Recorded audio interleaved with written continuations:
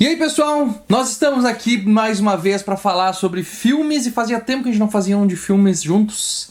E o que a gente vai falar hoje é do Quentin Tarantino, a nova obra-prima dele, o novo filme dele, que é Era Uma Vez em Hollywood. A última vez que a gente falou dele aqui foi na vez dos Oito Odiados, lá no início do canal, então faz bastante tempo. Fomos muito criticados. Fomos muito criticados porque a Maria não curtiu tanto o filme. Porque, enfim... Não vem ao caso. Não vem ao caso. Quem quiser saber o que a gente acha de 18 Odiados, dá uma olhada lá, a vídeo review é bem podem antiga. Assistir. Mas antes da gente começar, não se esquece de deixar um like no vídeo. Você sabe que isso ajuda a gente a fazer mais vídeos como esse toda semana e leva o canal a outras pessoas que não conhecem o nosso conteúdo. Se inscreve no canal porque assim você acompanha os nossos vídeos assim que eles saem e pode comentar. A gente costuma responder logo nos primeiros dias, a gente responde bastante, conversa bastante com o pessoal que comenta nos nossos vídeos, então se você se inscrever, você consegue fazer parte dessa primeira interação e considera participar do nosso grupo no Facebook. Lá também a gente interage com todo mundo todos os dias e a gente pode falar melhor sobre filmes, séries, games e tudo mais. Dizendo que Era Uma Vez em Hollywood pra mim foi uma experiência maravilhosa de cinema. Foi a experiência mais divertida que eu tive vendo um filme do Tarantino desde Bastardos Inglórios. Eu acho que ainda é meio cedo pra dizer em que posição que ele fica nos meus filmes favoritos do Tarantino. Mas, nossa, foram 2 horas e 40 que passaram que nem 30 minutos. Eu acho que os filmes dele têm uma... Eles são quase hipnotizantes na forma como eles são conduzidos, assim. Seja pelos diálogos muito bons que ele tem, seja pelas atuações maravilhosas de todo o elenco, que sempre ele consegue tirar o máximo do elenco possível. Sempre ele vai fazer eles darem 110% deles nos filmes dele, e isso torna o filme muito mais gostoso de assistir. E aí, aliado a uma história imprevisível, que tu não sabe pra que lado vai ir, aliado a ótimos diálogos, ótimas... tomadas de câmera, fotografia muito boa. Isso sempre faz com que a experiência seja completamente imersiva e faz a gente, sabe, querer filmes, ver mais filmes assim no cinema, ver mais esse tipo de coisa que nos causa algum tipo de sentimento. Algum tipo de reação, que a gente não tá só lá sentado na sala de cinema assim, ó. Ah, legal. Nossa, isso foi um filme. Exatamente, isso foi um filme. E eu gosto como todas as vezes que um filme dele sai, ele gera muita controvérsia, porque é tão bom um filme provocar uma discussão, mesmo que seja pelos motivos errados, muitas vezes, que a gente considera errados, da forma como são conduzidas, como as pessoas conduzem os temas, como as pessoas tentam levar a sua ideologia pra tentar desmerecer o filme, mas ele causa esse choque de realidade nas pessoas e faz as pessoas comentarem. Então sempre vai ter gente que vai amar o filme, sempre vai ter gente que vai odiar os filmes dele, porque eles causam esse rebuliço assim no meio das pessoas, porque eles não ficam naquela coisa assim chapadinha, sabe, que não tem nenhum tipo de voz, não tem nenhum tipo de autoralidade. E eu me peguei o tempo inteiro pensando assim, como o MIB Internacional foi um filme completamente choco, que não tinha absolutamente nada de espectador, de nada. Ele não te provocava em nada, ele não era controverso em nenhuma forma, ele só era completamente não precisa ser blend. Controverso pra te provocar, não, entende? Não é. Ele não te faz usar os teus neurônios. Simplesmente assim. Mas por que você tá comparando com o MIB Internacional? Não, porque pra mim foi um filme que absolutamente não mexeu em nada comigo. Ele foi um filme que não me causou nenhum tipo de reação, nenhum tipo de emoção. Ele foi um filme completamente... É que nem tomar uma água sem gosto, assim. Tipo, não teve gosto nenhum nele. Água. É uma água sem gosto, uma água. Mas foi que nem tomar uma água onde ele simplesmente não me causou nenhum tipo de nada, nenhum tipo de emoção, nenhum tipo de reação. E quando tu vê um filme do Tarantino, sempre tu fica chocado com as coisas que ele te joga na cara. Nesse filme, no caso, é só nos momentos finais que a gente tem mais essa parte do choque. Mas toda a preparação do filme, tudo que ele constrói ao longo da história, é muito gostoso de ver e de uma certa forma provocativo. Que eu acho que isso foi uma coisa que eu senti muita falta em Os Oito Odiados, e que eu acho que eu senti falta em Django também, que é mais essa imprevisibilidade narrativa dele. Mas enquanto, por exemplo, em Oito Odiados, Bastardos Inglórios e Django Unchained, Pulp Fiction até, Kill Bill, a questão que a gente não sabia era pra que lado que ele ia, porque ele tava construindo uma tensão e de que ia vir alguma coisa muito violenta e na maneira de onde é que isso ia vir. Aqui a gente não tinha esse medo. Sim. Ele usou esses artifícios narrativos e visuais pra contar a história de um jeito mais dinâmico, mais divertido. A maneira como ele começou mostrando a série de TV do personagem do Leonardo DiCaprio. Como mostrou, por exemplo, quando a Sharon Tate tava vendo ela no cinema, ela lembrando dela treinando com o Bruce Lee. E depois, no fim, a propaganda de cigarro. Ele colocado naquele filme que ele perdeu o papel. Sim, do Steve McQueen. Fugindo do Inferno. Fogo do Inferno, acho que é o nome. E a gente vendo o Brad Pitt com a mulher dele, que ninguém sabe se ele matou ou não. E sabe, essas pequenas coisas. Esses pulos ao passado que ele dá. Porque, né, o filme começa muito depois que o seriado que o personagem do Leonardo DiCaprio fazia acabou. Ele é um ator decadente. Tanto que quando os hippies vão lá pra matar eles dizem que é um seriado da década de 50. Sabe? E a gente tá em 1979, então faz tipo 20 anos. Quase que ele não tá mais na TV, que ele não é mais um grande protagonista. E é engraçado porque ele cometeu o erro de muitos atores e atrizes da década de 90 também. Sim. Que foi forçar o término da série onde ele trabalhava porque queria ir atrás de uma carreira no cinema. E falhar miseravelmente por causa disso. Exatamente. As coisas se repetem, né? Vamos dizer assim. Sim, são ciclos. Mas... e eu acho que... Tu citou Os Oito Odiados. Pra mim, assim, eu acho que Era Uma Vez em Hollywood tem a mesma questão dos Oito Odiados, por exemplo, pra ti. O Era Uma Vez em Hollywood, e tu vê isso das pessoas que assistiram e acharam meio estranho o filme da forma como ele foi contado. Ele parece ser um filme pra quem ama cinema, pra quem entende a história do cinema, principalmente nessa época, e pra quem conhece a história da Sharon Tate, do Charles Manson e de tudo que aconteceu naquela época. Das pessoas que realmente conseguem ler aquilo que ele tá mostrando nessa carta de despedida dele, praticamente, dessa era de ouro de Hollywood. Né? Esse grande momento, o momento onde os westerns estão morrendo e tá surgindo os westerns espaguete. O momento onde o movimento hippie tá cada vez mais forte e na TV eles tentam retratar os vilões como hippies, então, né? Tem toda essa questão, assim, que ele começa a englobar. E que tá surgindo forte o cinema autoral, né? Porque a gente começa a surgir o cinema autoral. Que já fez Bebê de Rosemary. Todos os tempos, eles até falam, né? Tipo, simplesmente o maior cara de todos os tempos, né? Então tu começa a ver a morte do cinema tradicional pra essa outra questão. Se tu não vivenciou, se tu não conhece isso aí, eu entendo a dificuldade das pessoas de conseguir se relacionar com esse filme. Então muita gente vai achar assim, não, mas eu vi o filme do Tarantino esperando violência, esperando mutilação, esperando isso e aquilo, e tem muito pouco disso, porque tipo, é um outro tipo de filme dele, que quem conhece a história dele vai entender. Da mesma forma como Os Oito Odiados era um western, Django era um filme do Tarantino disfarçado de western, e Oito Odiados era um western feito pelo Tarantino. Eu acho que tem essa diferença bem grande dos dois. E pra mim, Os Oito Odiados foi excelente, foi muito melhor do que o Django, por conta que ele utilizou bem esses elementos do western. Tu, como não é uma grande fã de western, eu entendo que pra ti não te relacionou tanto com aquele... Não foi só isso também, porque eu achei naquela época, eu ainda acho, e os diálogos de Os Oito Odiados não parecem orgânicos. Eles parecem forçados em alguns momentos. Eles não parecem orgânicos que nem os diálogos de Era Uma Vez em Hollywood, os diálogos de Pulp Fiction, os diálogos de Bastardos Inglórios. E parece que o Tarantino afundou nele mesmo. Eu não acho. Os Oito Odiados. Eu não acho. Eu acho que ele adaptou bem. E ele se reencontrou no Era Uma Vez em Hollywood. E a gente traça muito esse paralelo com Era Uma Vez em Hollywood e Bastardos Inglórios, porque ele faz basicamente a mesma coisa. Ele reimagina um momento na história que deve ter sido muito chocante pra ele, que deve ter tocado ele de uma maneira mais... Tocou todo mundo, né, pra falar a verdade. Tocou todo mundo, ele é o símbolo daquele fechamento daquele filme. A mim não tanto, eu não era nem nascida, não, claro. Sabe? Mas daquela época eu quero dizer, assim, é uma coisa que eu acho que fala com ele especialmente.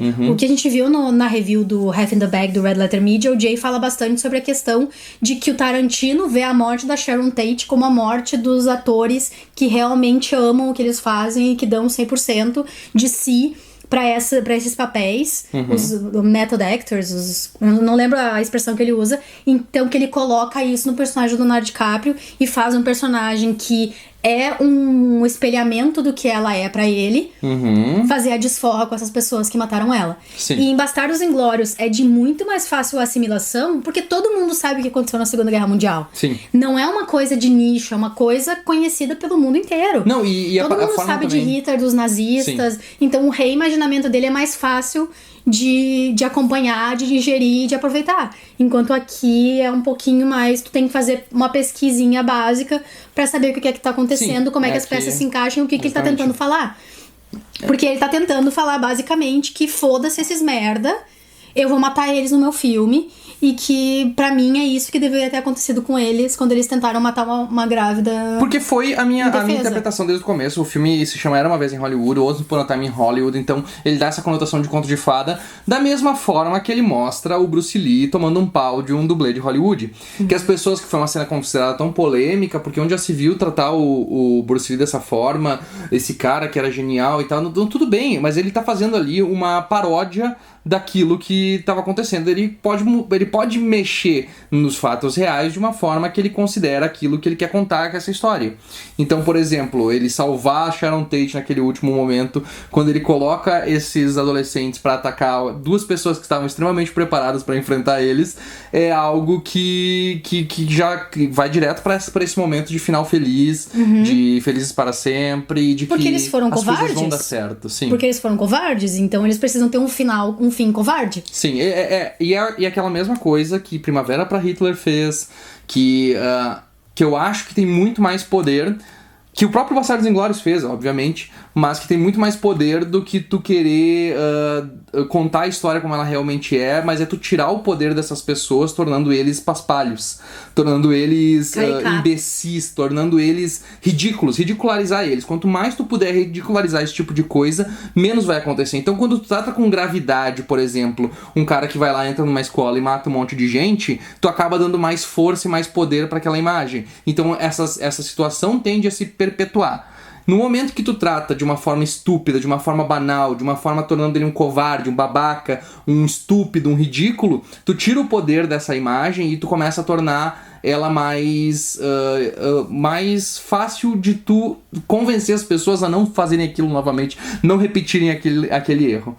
Então...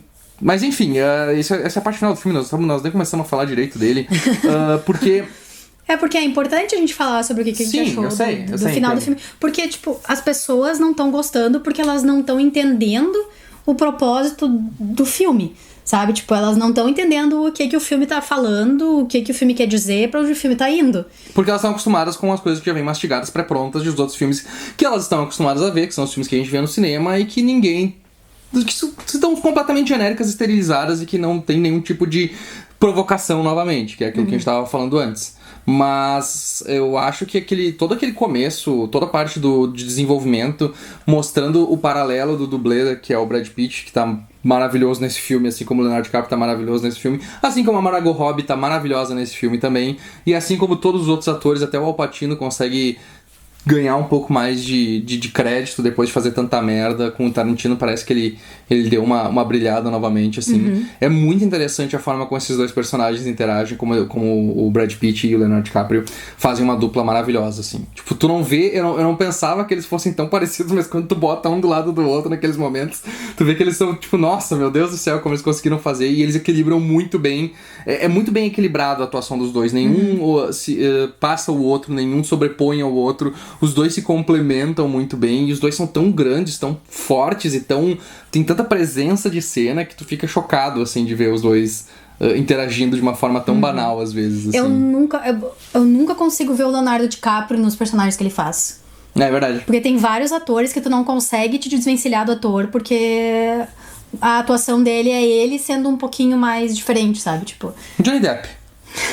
O Johnny Depp não consegue... Toda vez que tu vê o Johnny Depp, tu sabe que é o Johnny Depp. Tu não vê outro personagem que não seja o Johnny Depp. Mas ele é só um exemplo, né? Tem outros tantos que fazem a mesma coisa.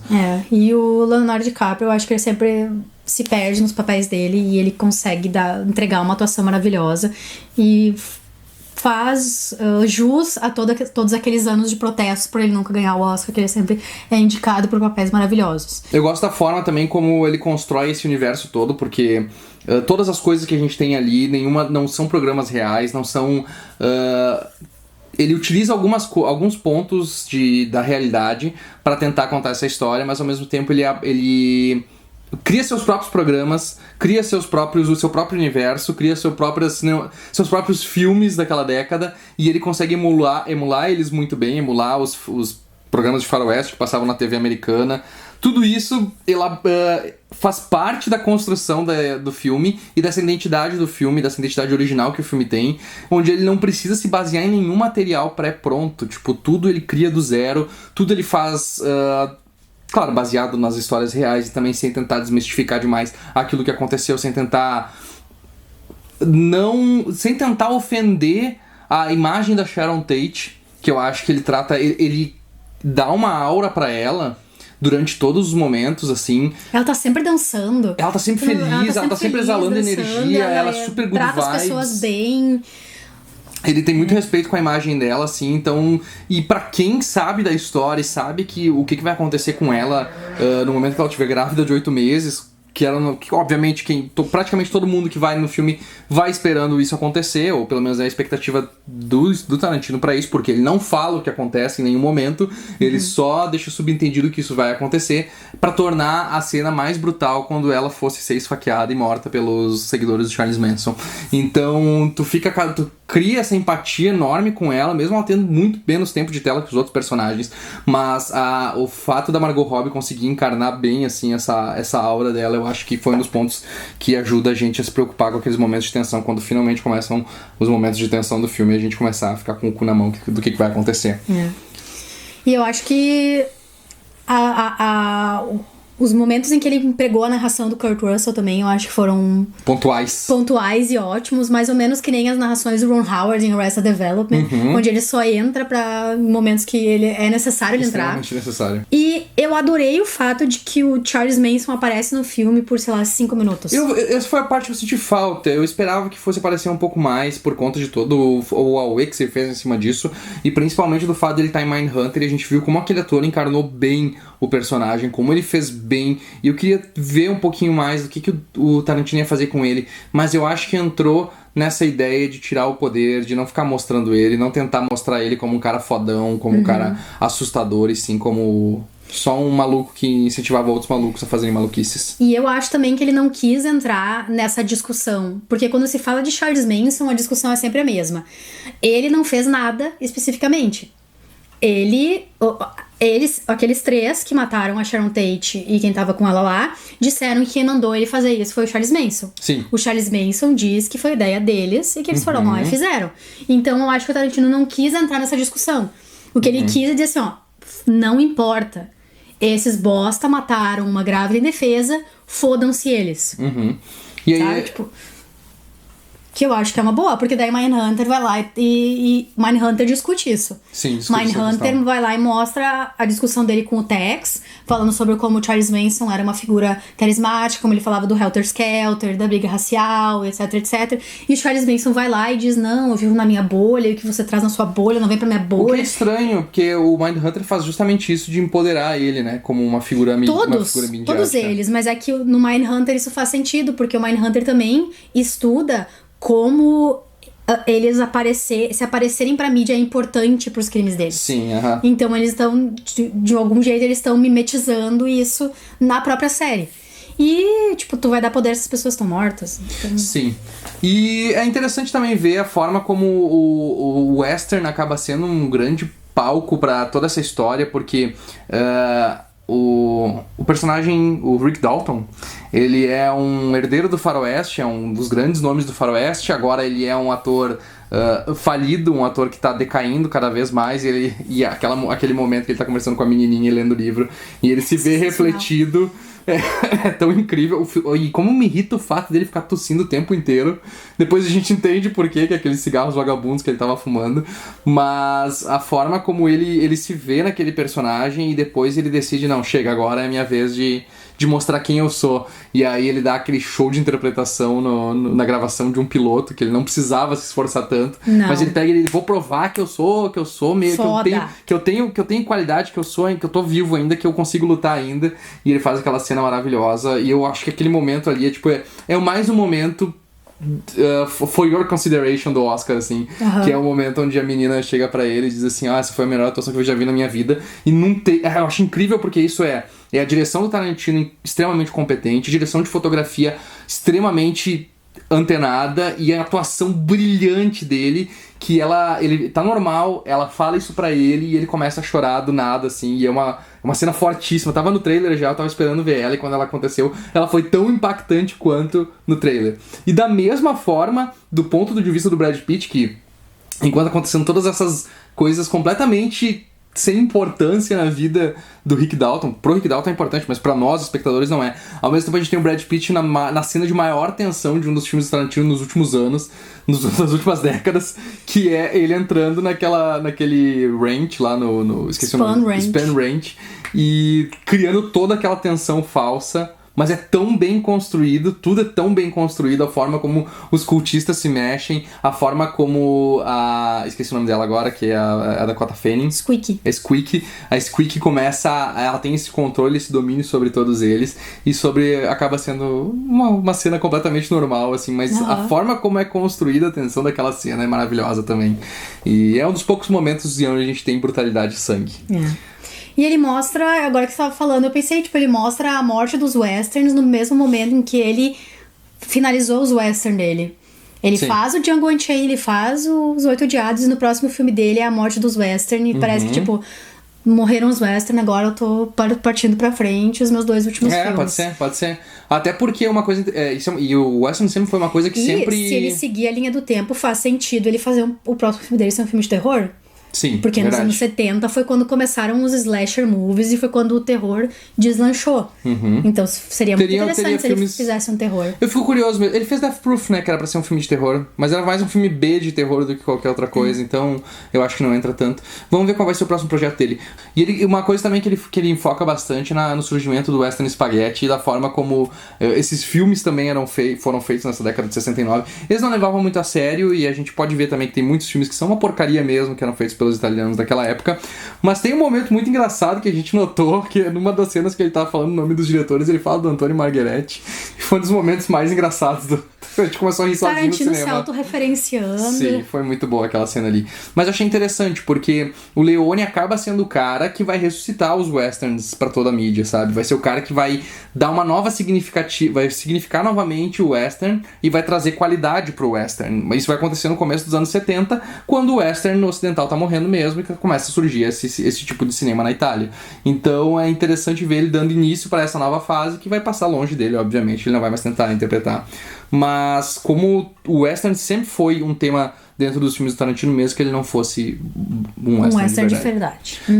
E obviamente a última cena, que é o grande momento do filme e é o grande catarse do filme, que é o momento onde vai acontecer o grande massacre, e aí a gente tem absolutamente maluca e absolutamente balls to the wall, como eles chamam. Caos total, aquela cena maravilhosa. O Brad Pitt quebrando todo mundo, quebrando a cara da guria na lareira. E é muito interessante porque... Fumou um cigarro de ácido, tomou sei lá quantas margaritas.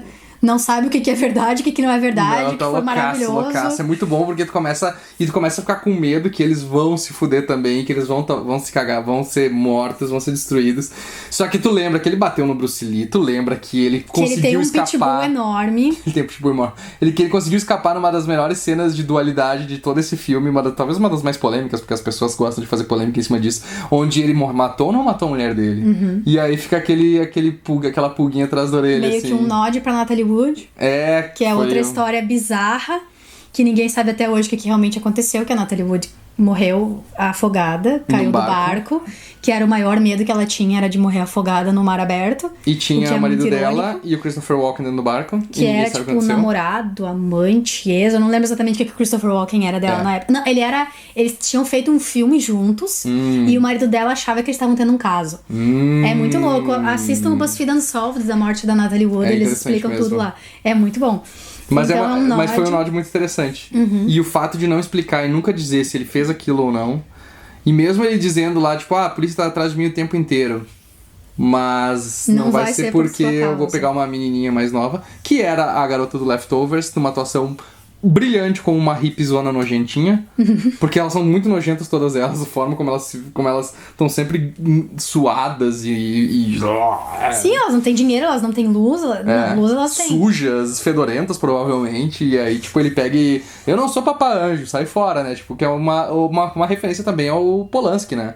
Que, querendo ou não, né? Não perguntou qual era a idade da menina, né? Aparentemente. Pois é. Mas tem todas essas referências e tudo isso aí e todo esse ponto. E aí a gente culmina nesse momento onde tá ele ali com o cachorro dele, depois de uma cena maravilhosa com o cachorro dele no começo do filme, que é uma das melhores cenas do filme todo, que é só ele alimentando o cachorro. E ainda assim é uma cena maravilhosa.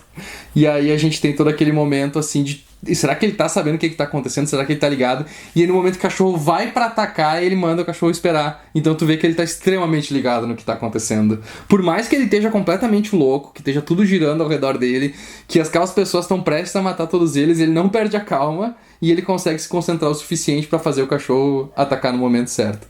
E aí a gente... Nossa, é maravilhoso. É completamente...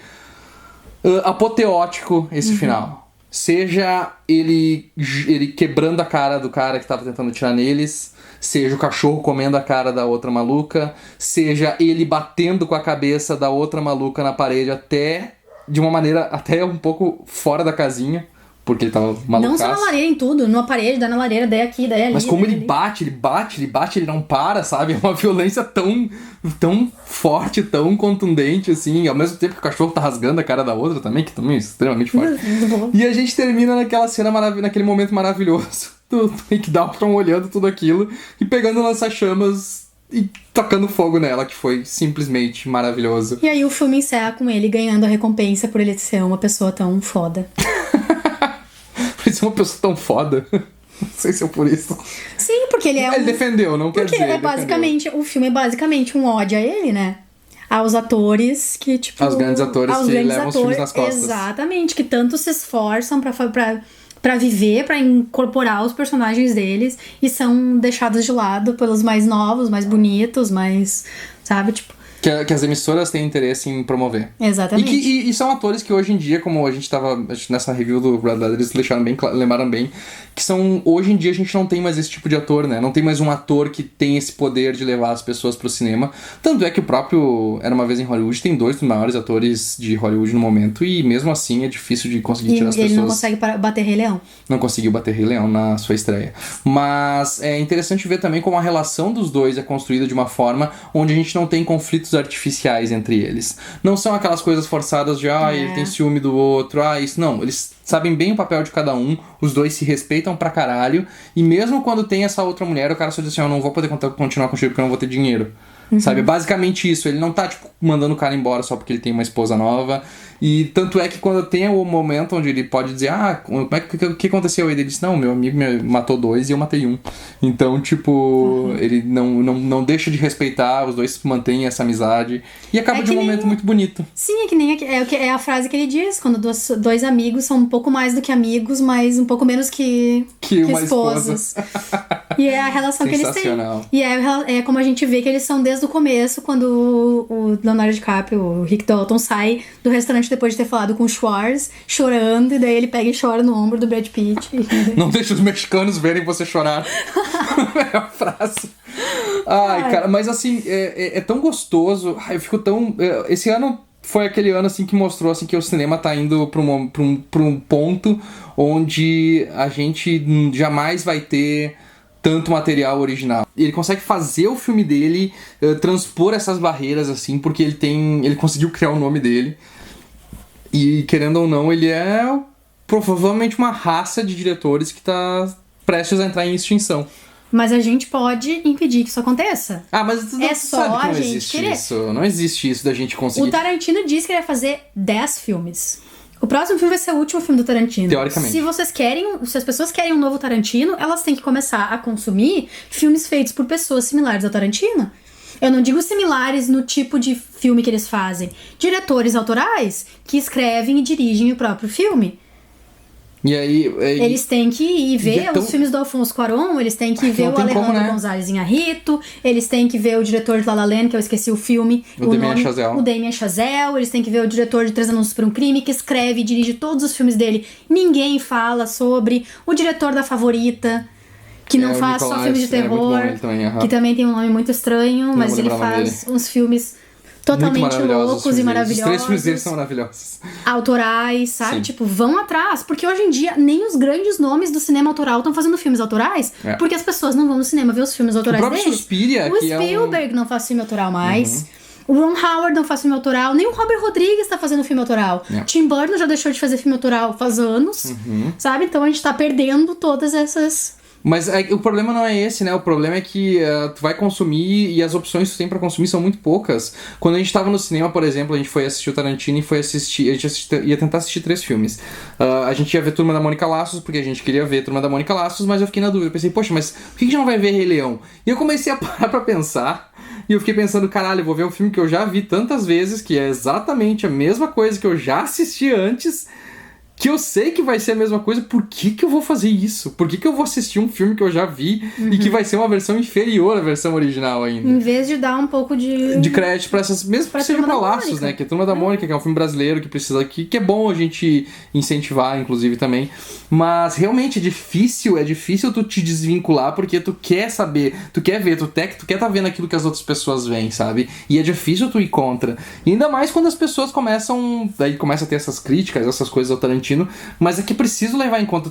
Mas não é, ofende teu gosto pessoal, tudo bem. É uma opinião diferente da tua, é bom tu confrontar opiniões diferentes da tua. Nem sempre as pessoas vão falar exatamente aquilo que tu quer ouvir, ou nem sempre um filme tem que fazer isso. Claro Às que vezes não. um filme tem que te quebrar a cara, tem que dar na tua cara. Mesmo que tu não goste da mensagem que ele tá dizendo, mas ele tem que te confrontar. E quando ele te confronta, ele faz uma coisa boa que é te fazer pensar sobre ele. Óbvio. Como é que tu vai crescer como pessoa se nada na tua vida conflita o teu modo de pensamento? Exatamente, se tu vai só sentar e consumir como se fosse uma batata frita um filme da Marvel que tu sabe exatamente o que vai acontecer, ou que tu só tá lá pra ver as cenas de ação porque elas são muito fodas e tu sabe que não vai ter nenhum tipo de pensamento por trás daquilo, tem que ter um desafio, assim, e é uma coisa que a gente tem que começar a recriar essa cultura de começar a valorizar os filmes autorais, porque durante muito tempo...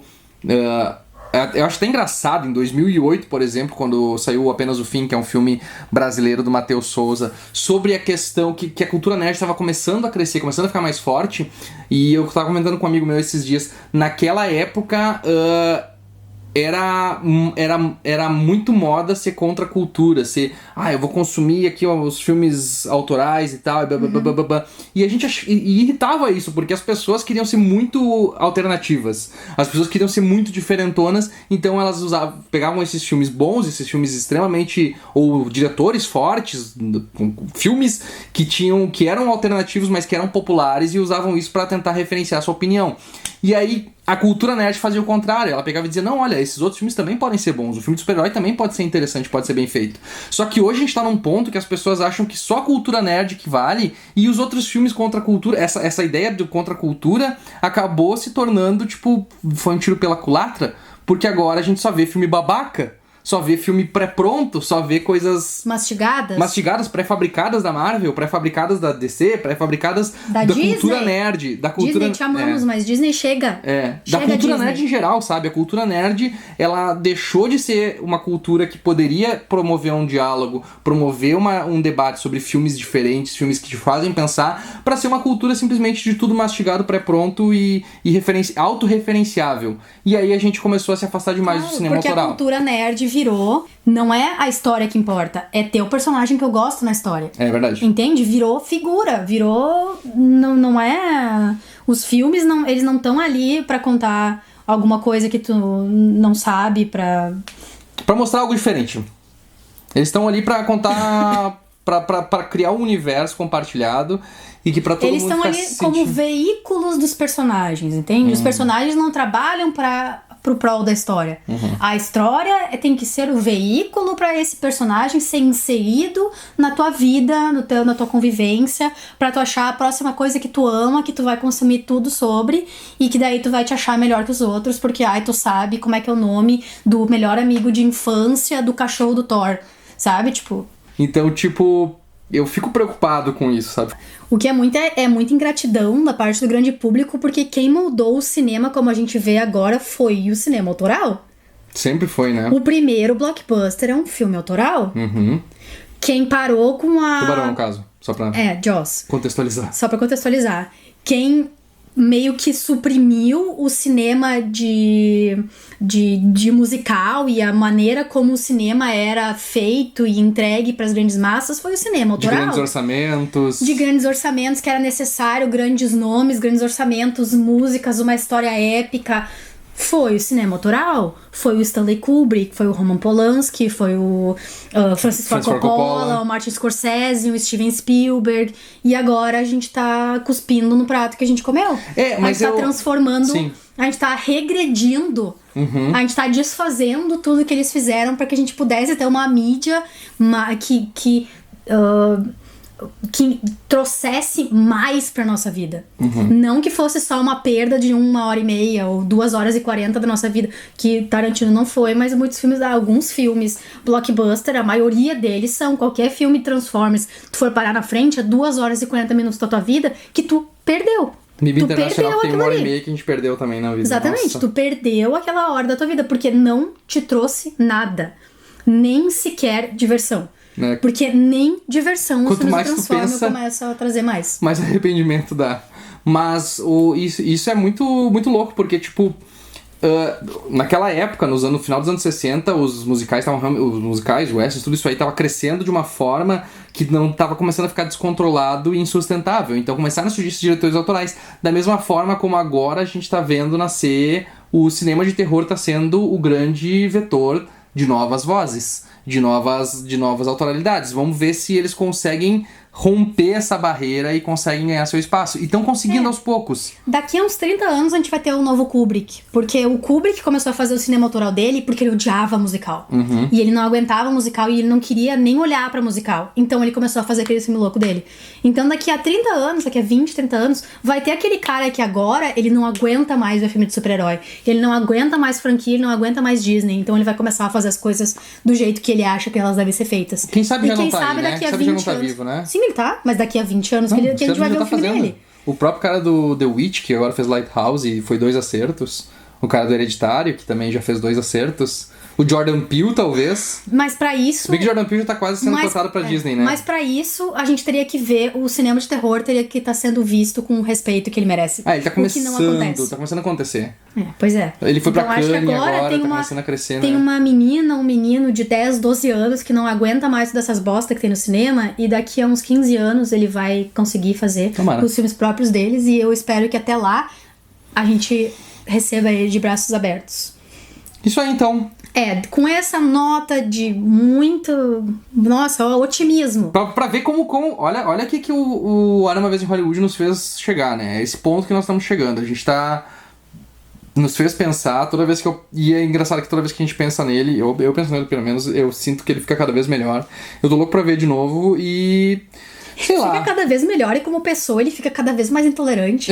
Sim. Porque ele não aguenta mais também. Ele não aguenta mais. Ele não aguenta mais as críticas rasas aos filmes dele, ele não aguenta mais a cultura mainstream, ele não aguenta mais nada, e ele não tem vergonha, não tem nenhum filtro. Ele só fala. Eu não sei por que as pessoas, os jornalistas que entrevistam ele, ainda tentam pintar uma imagem dele de um cara intolerante, vamos dizer assim... a última pauta que quase saiu era que... olha quando ele deu poucas falas pra Margot Robbie. Tipo, tu viu a filmografia desse cara? Tu sabe que tipo de filmes ele fez? Porque ele é um dos poucos caras que consegue criar personagens femininas realmente fortes que não são dependentes de homens pra fazer o que elas precisam fazer. Elas são extremamente independentes, seja a Shoshana, seja a noiva, sejam as meninas do Death Proof que dão um pau e acabam com a raça do Kurt Russell. Então, tipo assim, e aí agora... mas olha aí, a Margot Robbie não falou muito. Tipo, sério? Tipo... As pessoas estão emburrecendo ou elas estão só a fim de causar treta e fazer clickbait? Porque elas não faz explicação. Exatamente. Mas é porque não elas querem clickbait. Elas fazem essa pergunta porque elas querem que ele aja dessa maneira pra eles poderem ter ele xingando eles como headline do artigo deles. Tarantino diz que ele não se importa com as mulheres, sabe? Porque daí quando ele pergunta isso, ele vai e faz uma resposta irônica porque a pergunta é ridícula. E daí essa vira headline. Que daí é o que eles falaram no Red Letter Media. Eu refuto a sua teoria... Sabe, tipo... Muito bom. Fala dele. Mas enfim, o que você achou de Era Uma Vez em Hollywood? A gente sabe que ele não é unanimidade entre as pessoas que gostaram ou gostam de Tarantino. Deixa aqui nos comentários a sua opinião, fala o que você acha sobre essa questão do cinema inteiro, do cinema autoral. Você gosta de filmes autorais? Você gostaria que a gente falasse mais de filmes autorais? Porque realmente a gente deixa de falar muitas vezes de alguns filmes que a gente gosta, a gente acaba não gravando reviews, porque a gente sabe que as pessoas não estão tão ligadas. Ninguém vai assistir. Mas se vocês querem, nos avisem. E vamos deixar bem claro que a gente não tem nada contra o cinema de herói, contra a Disney, contra coisa. Mas já foi agora, as pessoas já estão não estão mais nem olhando o nosso vídeo, né? Não, mas já estão. A gente só acha que precisa ser um pouco mais comedido. A gente acha pelo que amor de Deus, tá muito exagerado. Tem que ter espaço pra todo mundo. E não tá tendo espaço pra todo mundo. Não. E a gente sabe que as grandes corporações abusam do seu poder para que os filmes dela estejam sempre em primeiro lugar. Então, enfim, deixa seu comentário aqui, deixa um like no vídeo se você gostou. E se você não gostou também, você tem botão de dislike aí, se você quiser dar também, não tem problema. Só não precisa avisar, tá? Não precisa avisar, Só dá dislike e vai embora. E se inscreve no canal se você quer ver mais discussões como essa. Também dá uma passadinha no nosso grupo no Facebook, lá a gente também tá comentando essas questões, sempre tá levantando esses assuntos, tendo opiniões sobre séries diferentes também, séries que são autorais, isso a gente sempre recomenda pra vocês lá, porque a gente acaba falando mais de séries do que de filmes normalmente. E porque os diretores que não têm espaço pra fazer filmes autorais no cinema estão fazendo séries autorais. Também. E, obviamente, não considerem nos apoiar no Apoia-se a partir de R$1 por mês e você pode nos ajudar a manter uma frequência de vídeos cada vez mais frequente aqui no canal a partir de R$1 por mês. Você tem alguns benefícios exclusivos para os assinantes também. Tá certo? Até a próxima! Tchau, tchau!